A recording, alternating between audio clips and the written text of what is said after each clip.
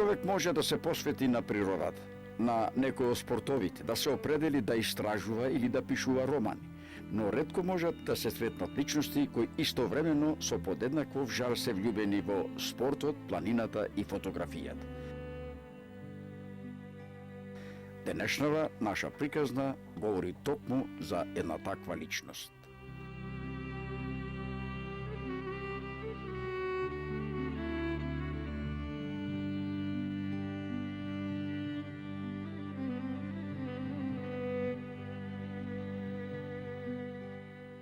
Јовица Јовчевски уште во раната младост му се посвети на спортот. Кога ја засака планината, природните убавени го натераа да посегне по фотоапаратот. Отогаш минаа многу години. Јовица повеќе не игра ракомет зашто тоа не му го дозволуваат годините, но секојдневно е во природата. Најверен другар му е фотоапаратот. Затоа го викаат Јовица, мајстор на фотографијата и влюбеник во дивината.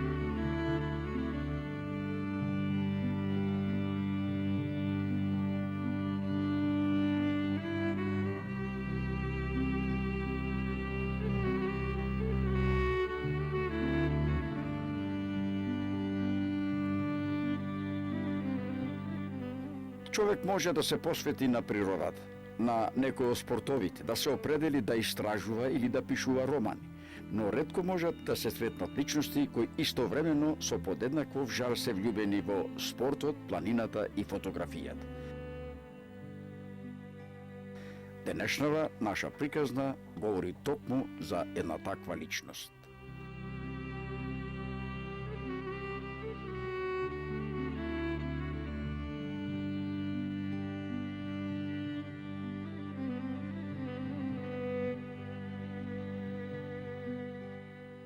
Јовица Јовчевски уште во раната младост му се посвети на спортот.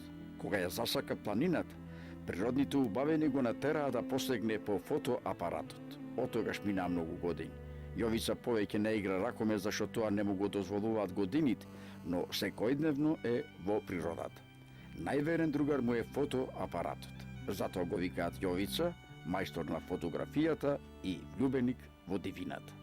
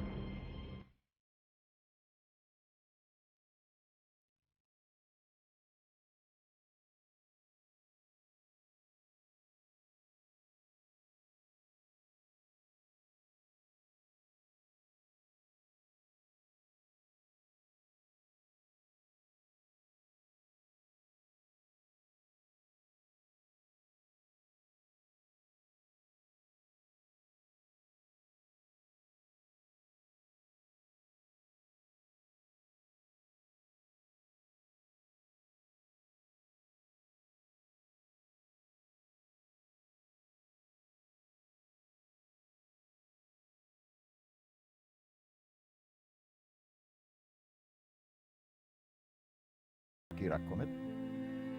И имавме една од најјаките екипи во осмолетката Гоце Делчев во Битола.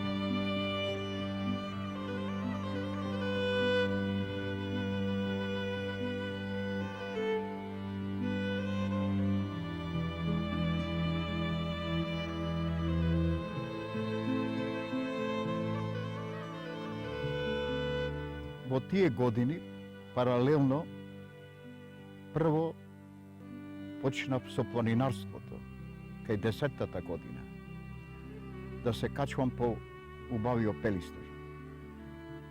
Во ракомето најповеќе достигнав успех во 14-тата година, кога во Битола, покрај школскиот ракомет се формира и клуб работник кој го формира Томе Барбако.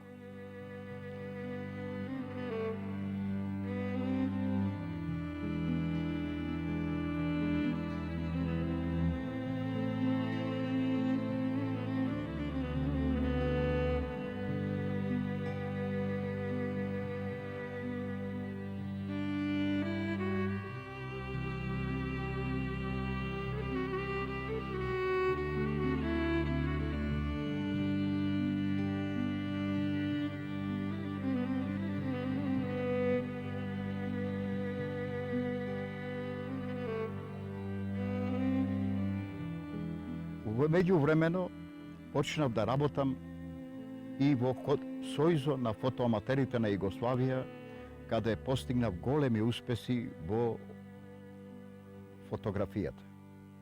Едно планината со своите убавини кои се почнав да сликам и на планина, убави пейсажи, брзи води, цвекиња, пеперутки, така во својата младост.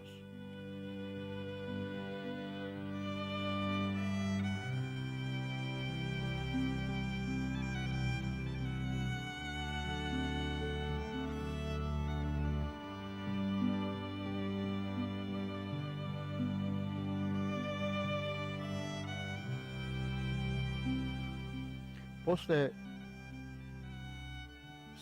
школувањето во средното образование во Сарајево, почнав истите работи да ги применувам. Фотографија, планинарство, ракомет. Едни од најубавите планини исто тамо во Босна сум ги посетил, како планините што се Романија, Јахорина, Игман, Деветака, Бјелашница. И тие планини ги освоив, захвалувајќи на еден мој наставник кој беше од Словенија и врвен планинар, кој не обучи сите тајни на планината да ги знаеме. Да можеме да обстанеме во планината, да можеме да ја сакаме планината, да можеме да се снајдеме со ориентација во планината. По завршувањето на војната школа, бевме определени една група од луѓе да можеме со обука да преживуваме во планината. Таква работа ја имав и јас таа чест, така да се речи во тоа време, да бидам меѓу таа група луѓе. И успеавме не така лесно, али доста 28 дена да преживееме во планината. Планината ни изобилеше со убавина, со шумски плодови, со со желки, со ежеви, со разни животинки кои му беа пристапни на тие луѓе кои преживуваа во планината да се хранат и да преживеат. Правевме колиби, односно зидавме камена зграда мала како колиба, каптиравме извори, правевме базени за капење, ловевме, сето то без огнено оружје.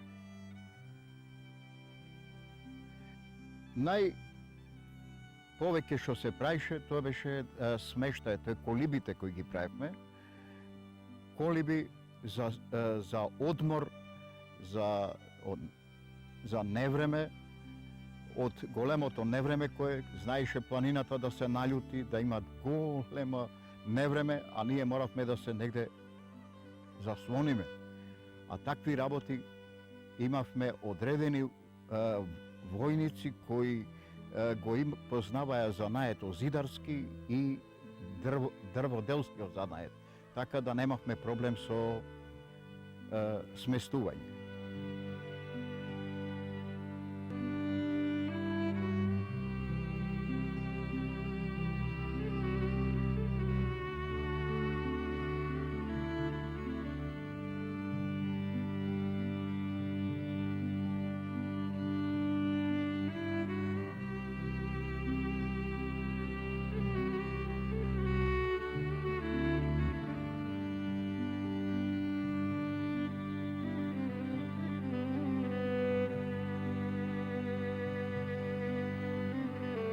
За да се проживее во планината, ги ловевме овие животинчиња, желки, кои ги храневме, се храневме со ним со задните нозе.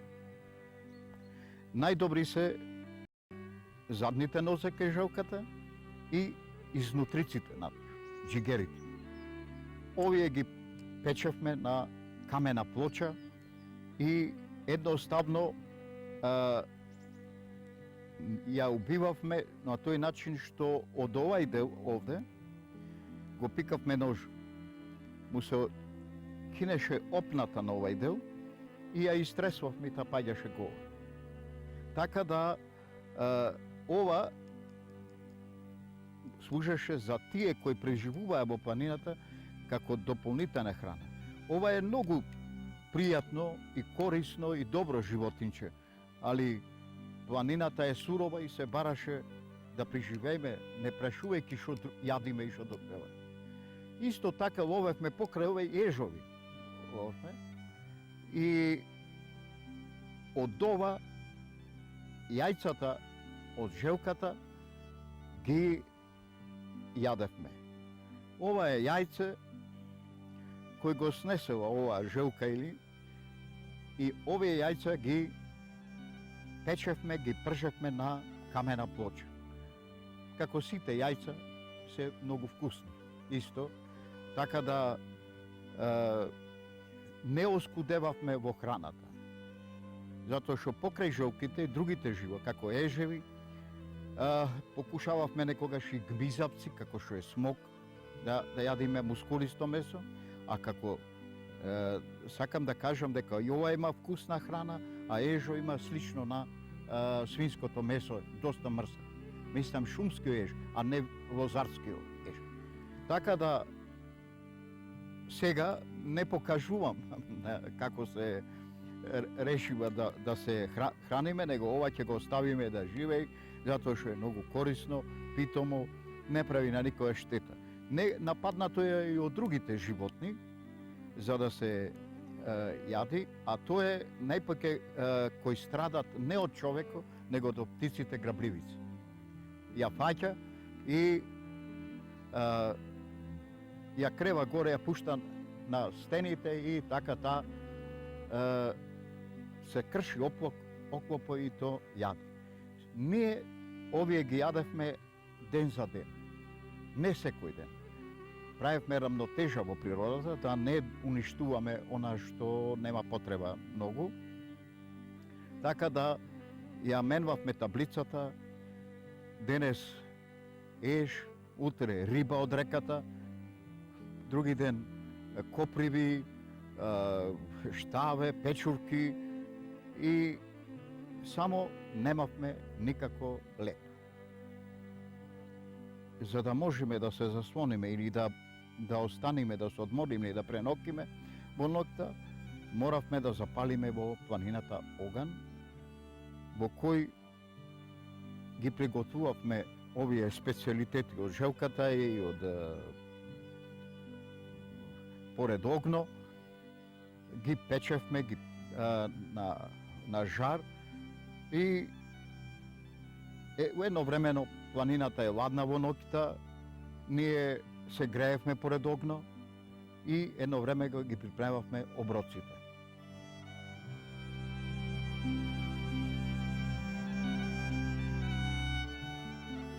За успомена од планината, многу пати желките ги користевме за праење на ракотворби, како што е оклопо на желката правевме стони лампи, пепелјари, а од овие мали желчиња на оваков начин ги фаќавме, дури беа малечки, ја сушевме овој оклоп, го сушевме и правевме за краватите и за привозци за клучеви.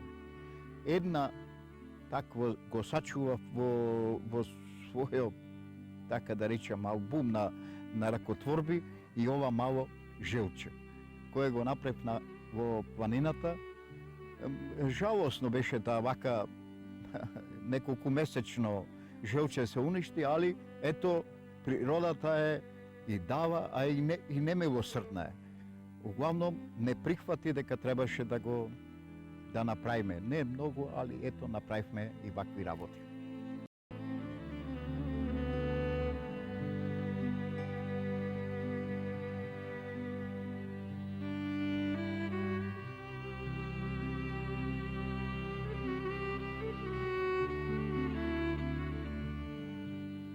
Ова е шипинка, која користевме за чај.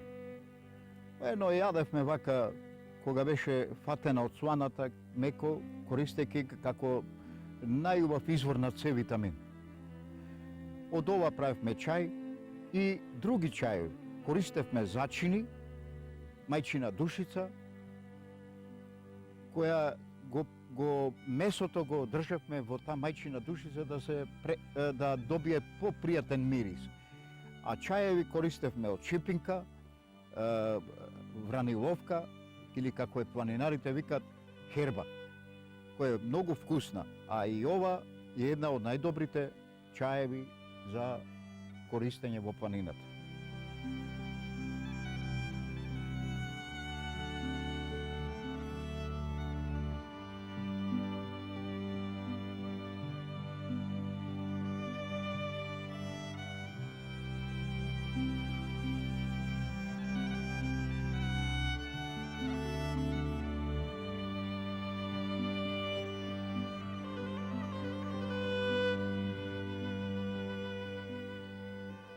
Една од многу вредните билки за преживување на планина расти во голите места, кај има повеќе сонце и не е само овај еден цвет, него се прави поголемо, повеќе цветови, се вика чувар на куќа. Луѓето го плаваа во своите домови како лековита билка. Прво, во него има многу С витамин и течности. Ние го користевме таму кај што нема вода и ги јадевме овие лисија.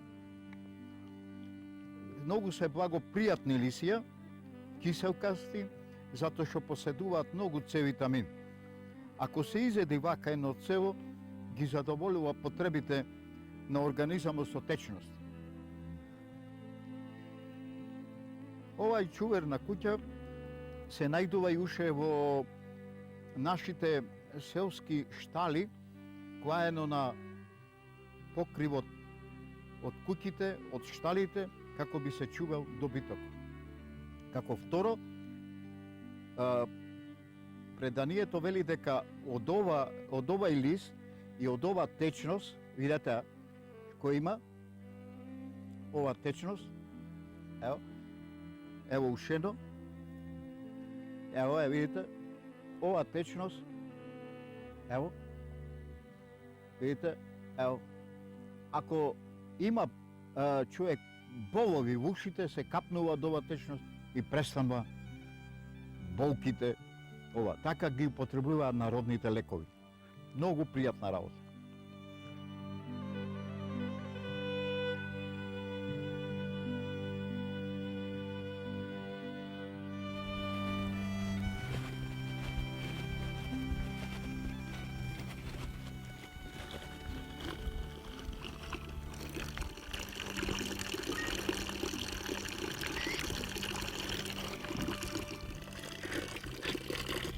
Ова е многу убава вода и добра чешма. Секогаш сум мобилен со фотоапаратот, затоа што не знам што ќе искрсни во природата. И секогаш го носам на врато и спремен е за фотографирање. Ова е реткост да се најди во планината, ова чесма, убава вода, и затоа како документ е секогаш добропријатно во моја фотоапарат.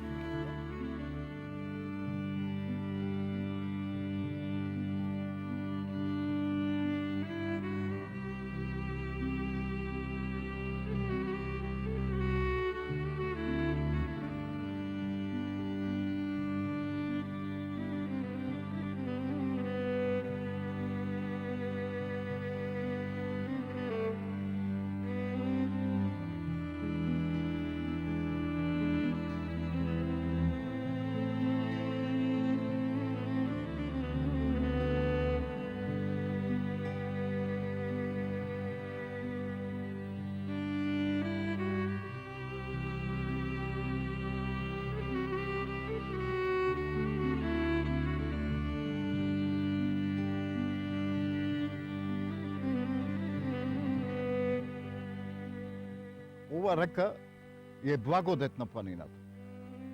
Нас ни послужува да се напиеме вода, да се измиеме, да се освежиме, али реката е и препрека за движење. Има своји тајни, своји клопки кои треба да ги знаеме на планина ние, за да можеме да ја савладаме ова река. Многу е благопријатно овде. И ево сега ќе направам една фотографија за од ова. Баш кај оно извор тамо.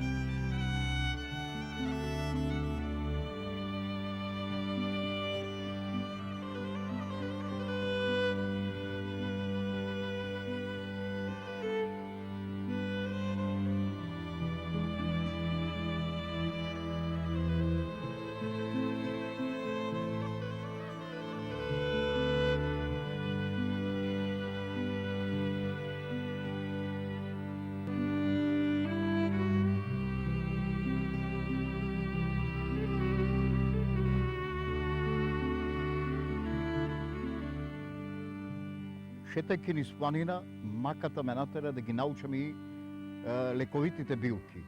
Ова билка е бурјан, али е отровна. Никој не го користи, затоа го има секаде.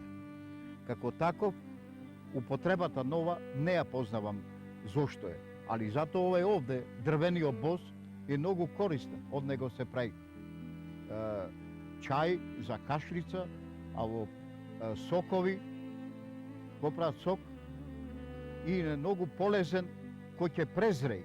Неговите бобици се лековите како аналгетик на тој дрвен бос. Зато ова и сега и нема, затоа што собран како лековита билка.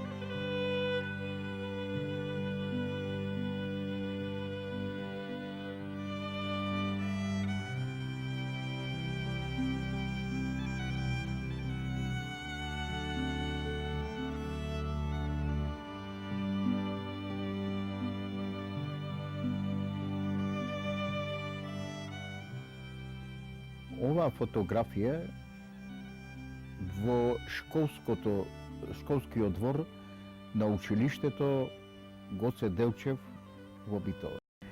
Ова ракометна екипа е првата постава во тоа време кој играш. Една од најдобрите ракометари се на оваа фотографија. Сакам да ги именувам играчите. Прво е Бошко Балто, второ е Кире Цурката, трет сум јас Јовица, четвор Пепи, Сајковски Часлов и Пецаков Стојан.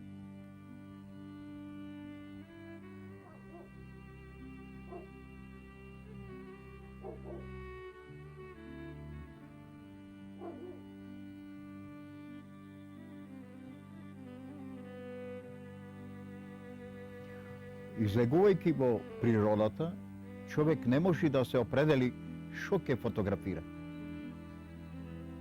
Има различни теми, а една од тие теми се задржав и снимање на пеперутките. Пеперутките ги снимам 7 години. Од тие 7 години сакам да прикажам неколку фотографии овде.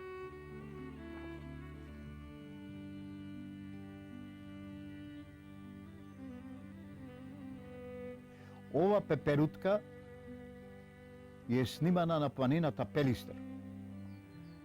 И едноставно на див сончоклет. Цвеќе див сончоклет. Ова пеперутка ја нареков кралица на сите пеперутки. Затоа што имам голем албуми полн со вакви пеперутки, али ова е најубавата пеперутка. Ретка пеперутка на планината Пелистер. Живеи на дрва. Ова е пеперутка бела со една точка, снимена на цвет детелина на планината Пелистер. Оваа пеперутка е исто така ретка пеперутка, снимена на планината Пелистер и е во моментот кога положува јајца. Во времето јули месец. Оваа пеперутка ја има на планината Пелистер на надморска висина од 1800 метра. Снимена е во јули месец. Ова пеперутка е исто снимена на планината Пелистер на цвет од див сончоклет. Ова е бумбар еленак, сив еленак, кој живее во дабова шума, снимено е во местото Цапари, селото Цапари. Овие пеперутки се снимени се од крајот на јуни до крајот на месец јули.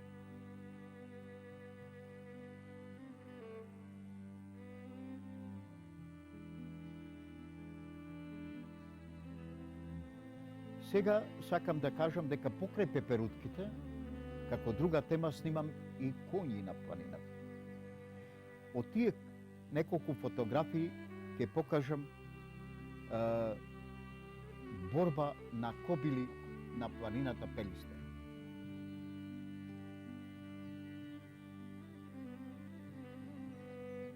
Ова е во времето септембар месец. Ево еден пейсаж со коњи. Вика во местото Црвена река. Овде е предводник, секој пастов си има свое стадо на коњи. И ево е едно од таквите на тоа место кај реката Црвена. Овие коњи припаѓаат како и диви коњи. Од секогаш имала на орлови бари бачиво на коњи, а овие сега живеат и сами. А дека е тачно некај работи, ја прикажувам со следната фотографија, дека и во зимно време ги сликам на истите места. Тоа е ова фотографија во зиме коњите, во јануар месец, снимени во местноста Црвена, под самите црвени стени. Ако се речи дали има газди, тие велат дека се има газди, али како факт се овие непотковани коњи, со големи гриви и препуштени во зимно време и есено време. Во природата, фактички како да му припаѓа на природата.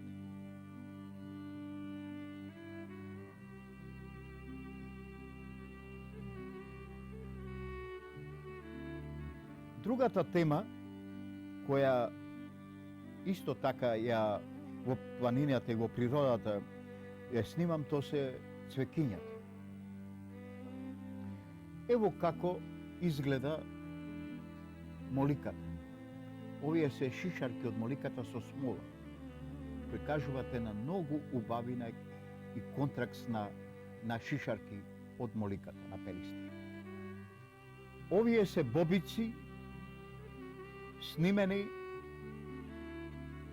меѓу првиот и вториот врв во октомбар месец. Сите ќе го препознат дека е магарешки трн, го викат. Колку е прекрасен кој ќе се погледа на фотографијата. Овај трн со овие бумбари кои се тука е снимено под планината Козјак. Се разликува од овај магарешки трн, овај трн. По тоа што е поголем и повеќе цветови има, и самата фотографија кажува колку бумбари има на него, затоа што има многу полен за јадење од овај цвет. Ова е многу интересантна фотографија. Костен,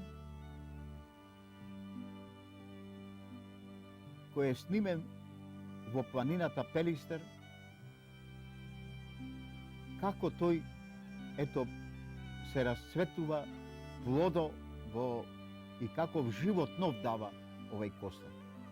Ова може да се каже дека е цвеќе, а и пейсаж од планините, снимено е во мај месец и ова цвеќе се вика штркоцвеќе или нарциси.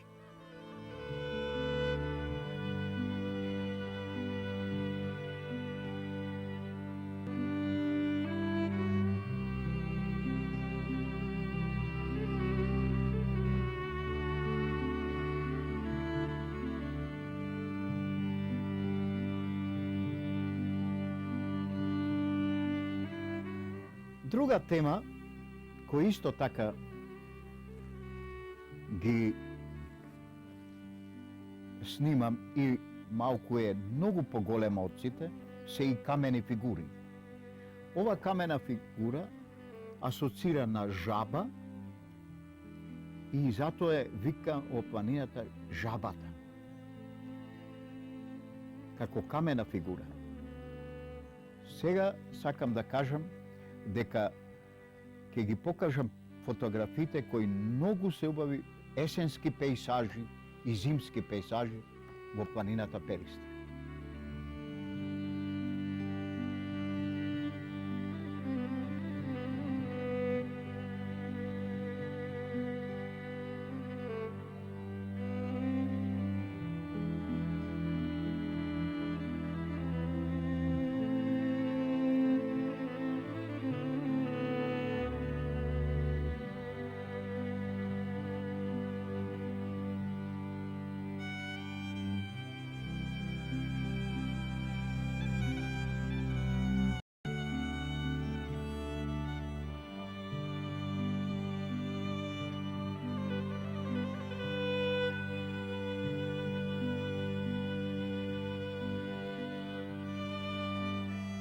Ова фотографија е снимено во 4 сато са бајле во Пелагонија, во Равница, и кога е снимено само на еден дел од една минута. После следната фотографија не е иста. Одма се губи, а за да дојдам до ова фотографија чекав со сати на одредено место да се појави сонцето. Од самата планина од кај Макчеван почнува да се појавува и даде еден убава фотографија со утрински пејзаж.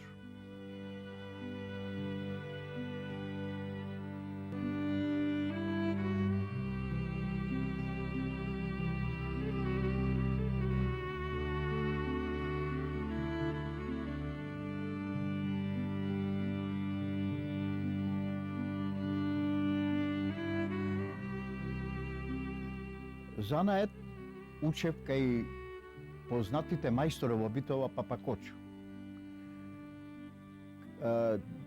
Мајстор Јанаки, Коста, таки. Првите почетоци за занаето таму ги научив.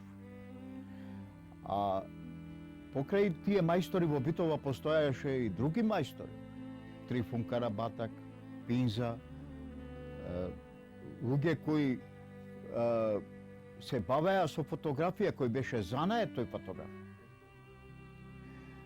Едно од врвните фотографии беше и фотографо Милтон Манаки, кој е непосредно лоциран во близината на мајсторот Папакоч на Широк Сокак.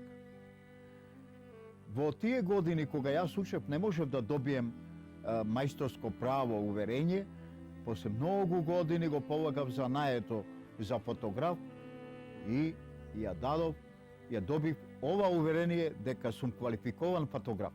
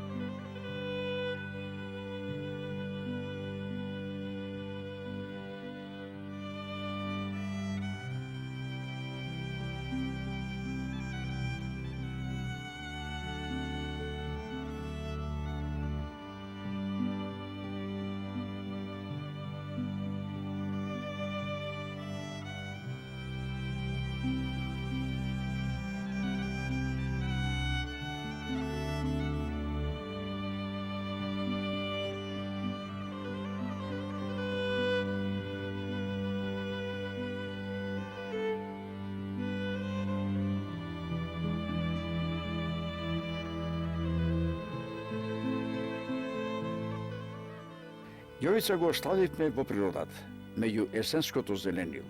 Го оставивме таму каде всушност е секој ден. Го оставивме да се искачи по висините и уште еднаш да ја задоволи својата страст. Утре можеби од висините ќе ни донесе нови фотографии и нови возбудливи приказни.